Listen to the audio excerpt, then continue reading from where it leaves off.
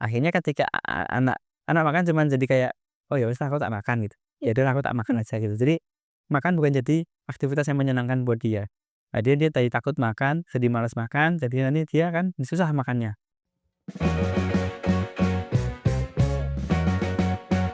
Oke. Dap ap ada nggak tips praktis untuk menghadapi anak GTM? Ya tadi sih, sabar. Jadi bener, tips praktisnya adalah sabar dan ya, "Dok, tadi kan dokter bilangnya kalau mulai empasinya bagus nih. Anak saya udah terlanjur 9 bulan itu, susah makanya harus gimana, Dok?" Ya harus dikoreksi, tapi ya harus ekstra sabar lagi. Karena ketika anak tuh memorinya kuat banget, Kak. Jadi ketika misalkan sesimpel ada, misalkan anaknya udah umur 12 bulan ke atas, dia udah bisa makan makanan keluarga nih, ya kan, makan nasi, lauk, let's say lauknya telur, terus sama sayur. Ini saya ngomong yang paling gampang lah ya. Nah, itu masih anaknya misalkan anaknya lebih suka nasinya tok. Kalau misalkan anaknya lebih suka nasinya tok, nasinya aja ya, nasinya jangan diberikan pertama. Oh, Jadi di buat pancing? ya buat panggilan telurnya tadi. Jadi kalau nasinya dikasih pertama, nanti anaknya maunya nasi aja, telurnya nggak bakal kemakan, Aduh. gitu. Tuh yang terus trik yang selanjutnya adalah jangan kenalkan anak dengan, yang manis-manis. Itu satu emang manis itu kan, apa namanya, nggak dibutuhkan juga. Gula itu nggak dibutuhkan kalau buat anak, maksudnya gula dalam bentuk gula pasir ya.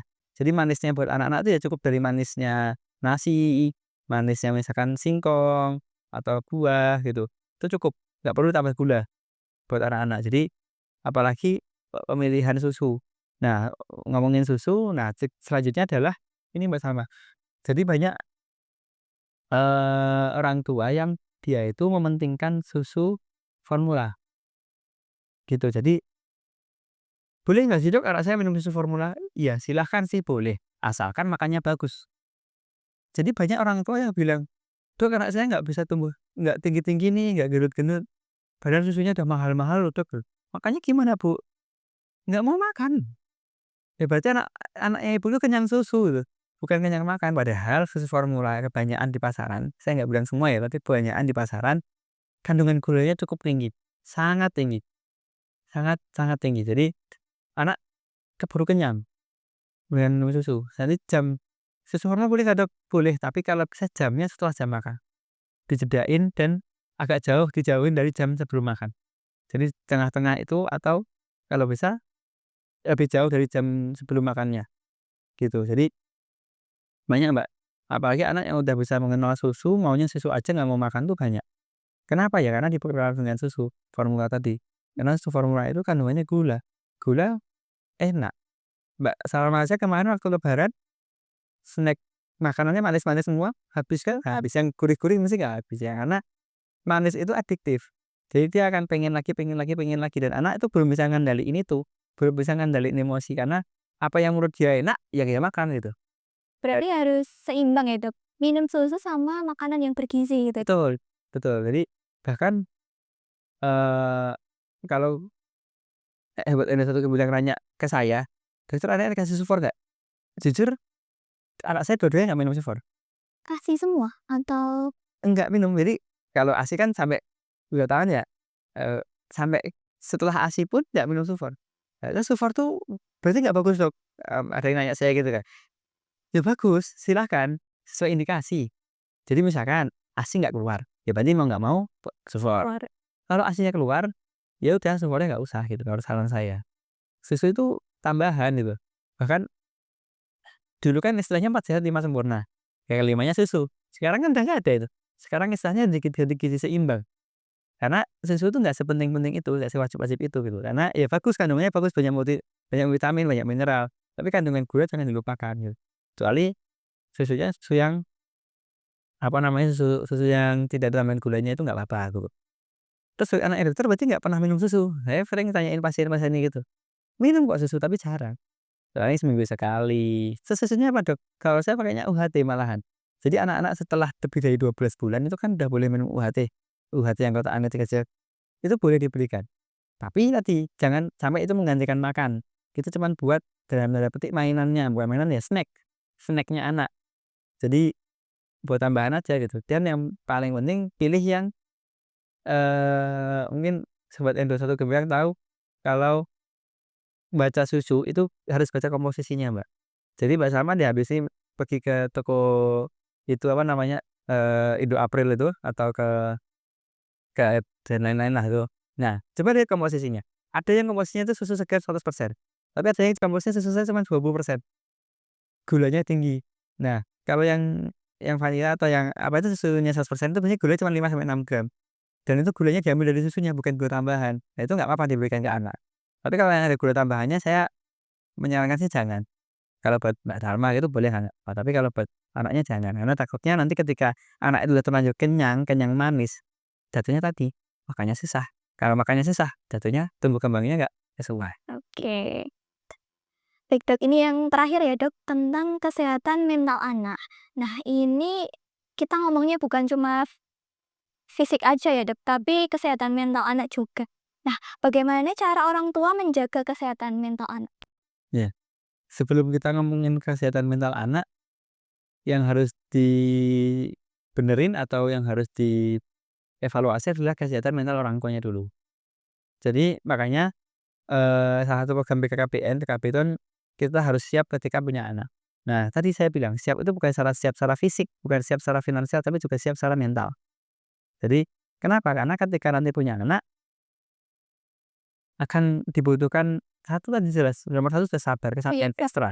Yang kedua, anak itu lahir suci, putih, bersih, tergantung kita mewarnainya gimana. Jadi kalau kita mewarnainya dengan penuh kasih sayang di rumah, kehangatan keluarga yang hangat, suami istrinya hangat, ada misalkan ada kakak atau adiknya juga hangat, sayang ke orang tua, ke nenek kakeknya, anaknya nanti juga akan jadi anak yang menyayang. Jadi akan kayak meniru gitu ya, Dok? Betul, betul. Tapi kalau misalkan memang, mohon maaf, ada beberapa keluarga yang, emosinya tinggi, suami sering marahin istri dan sebaliknya, anaknya juga nanti akan jadi anak temperamen. Jadi ketika kita ingin anak kita mentalnya kuat ya, kita juga harus mentalnya kuat dan kita harus memberikan contoh kepada anak. Karena guru pertama anak itu kan orang tua yang ibu atau orang tua ya. Jadi karena apa ya? Karena kita yang dilihat sehari-hari. Ketika kita meredakan masalahnya seperti apa, nah itu anak akan meniru.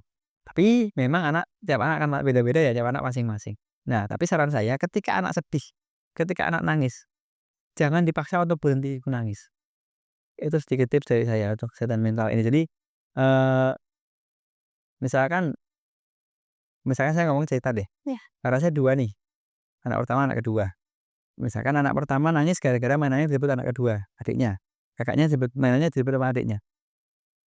Eee apa namanya, ya udah dibiarkan nangis dulu, dibiarkan nangis dulu, dalam ini bukan kita biarkan terus kita ini ya, aktivitas lain ya bukan. Dibiarkan itu adalah kita kita peluk atau dia biar diem di, eee, pojokan atau diem sambil duduk di kursi, sofa gitu atau, dibiarkan dia menangis sampai dia emosinya tenang dulu. Kalau udah tenang kita tanya, misalkan kakaknya lagi nangis ya, "Kak, kamu kenapa nangis?"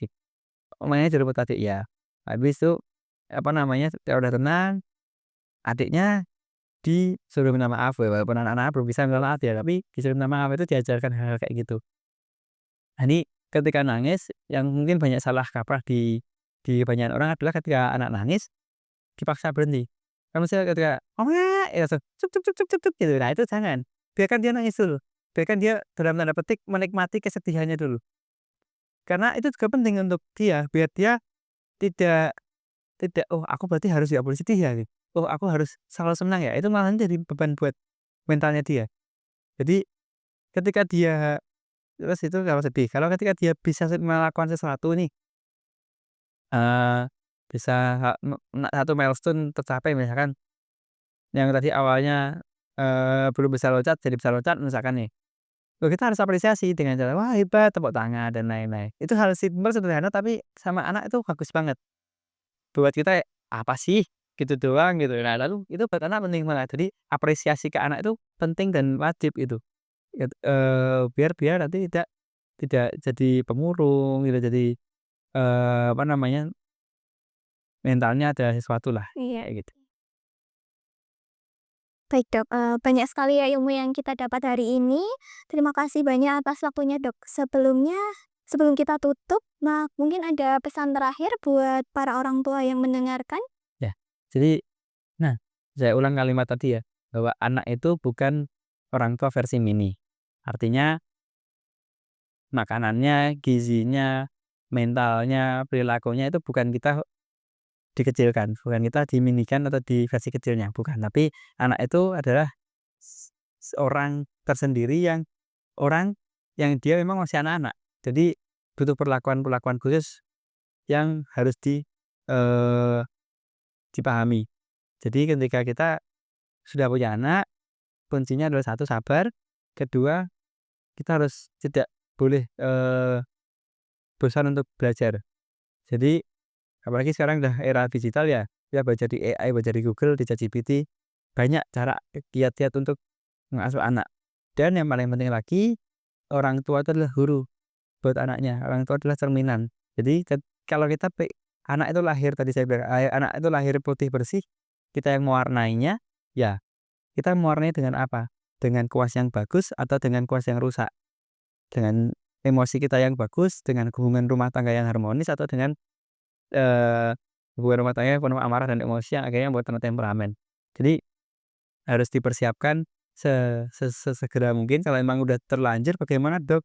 Ya kalau sudah terlanjur ya mulai dibagi pelan-pelan, gitu. Jadi dibagi pelan-pelan supaya ke depannya anak tidak punya mental issue, jadi tumbuh kembangnya baik, selalu sehat, kayak gitu. Oke.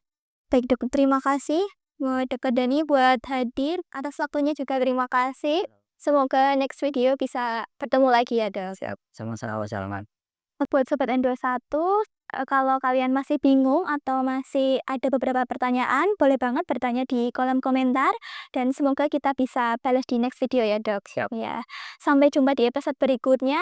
Tetap jaga kesehatan, salam sehat. Saya Salma Atabrina pamit undur diri. Wassalamualaikum warahmatullahi wabarakatuh. Waalaikumsalam warahmatullahi wabarakatuh.